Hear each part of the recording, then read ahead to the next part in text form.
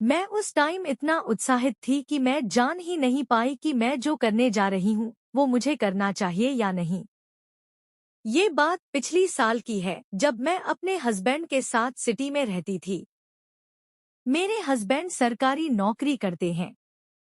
वो उस समय सिटी में पोस्टेड थे। मेरा नाम सुधा है। मैं 32 साल की हूँ। मैं बहुत सुंदर और गोरी हूँ। मैं हमेशा सच संवर के रहना पसंद करती हूँ। मेरे हस्बैंड मुझे बहुत प्यार करते हैं। जब मैं बाहर निकलती हूँ तो मेरा पहाड़ों के समान विशाल पिछवाड़ा ताकने वालों का तांता लग जाता है। मेरे हस्बैंड ने मेहनत करके उसको बहुत अच्छा बना दिया है, जिससे उसे देखने भर के लिए लोग परेशान रहते हैं। मेरे हस्बैंड मुझे बहुत मानते हैं। वो मेरी कही हुई हर बात की वैल्यू करते हैं और कभी भी मेरी कही हुई बात को टालते नहीं हैं। एक बार की बात है, मैंने कहा कि मुझे कार सीखना है तो पहले तो मुस्कुराते रहे, फिर बोले आखिर ये ख्याल तुम्हारे मन में कैसे और कहां से आ गया। मैं जरा गुस्सा हो बोली कि क्या हुआ, मैं कार चलाना नहीं सीख सकती क्या। तो वो बोले नहीं नहीं, मैंने ऐसा कब बोला। तुम बिल्कुल कार चलाना सीख सकती हो। बस समस्या इस बात की है कि तुम्हें कार चलाना सिखाएगा कौन।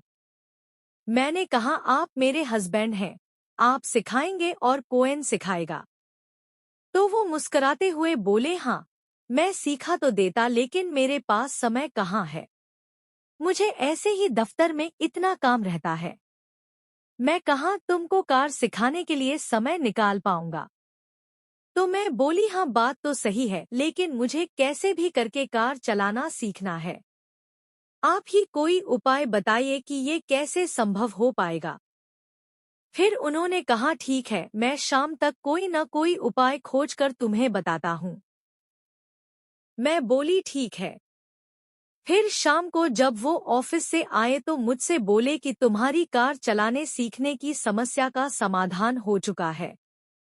मैंने कहा कैसे, आखिर कौन मुझे कार चलाना सिखाएगा। तो वो बोले मेरा एक कजिन कुछ दिनों के लिए किसी काम से अपनी ही सिटी में रुका है, मैं उसको बोल दूंगा, वो रोज शाम को आकर तुम्हें कार की ड्राइविंग सिखा देगा। इतना सुनते ही तो मैं खुशी से झूम उठी। मैंने कहा क्या आपने उससे बात की थी, वो आखिर कब तक आएगा।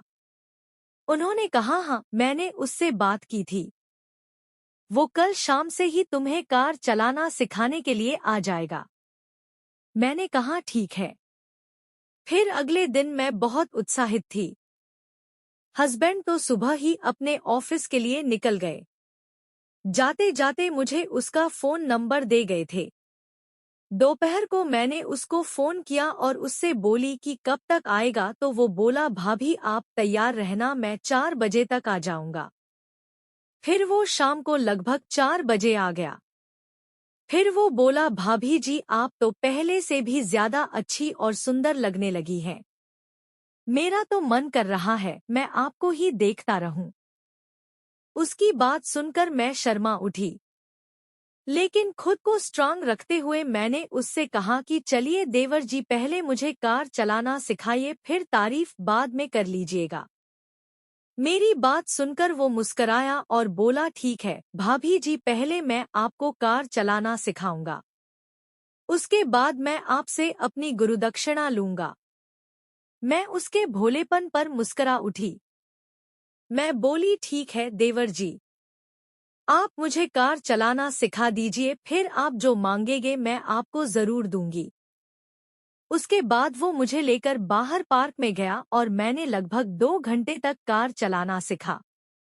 सिखाते समय कई बार मुझे ऐसा लगा कि उसका भी मन बहुत खुश हो गया है, लेकिन मैंने इग्नोर किया और कार चलाना सीखती रही। फिर हम लोग घर वापस आ गए। वापस आने के बाद उसने फिर मुझसे बोला कि भाभी जी आज आपने कार चलाने की पहली ट्रेनिंग पूरी कर ली है, अब मुझे आज की गुरुदक्षिणा चाहिए।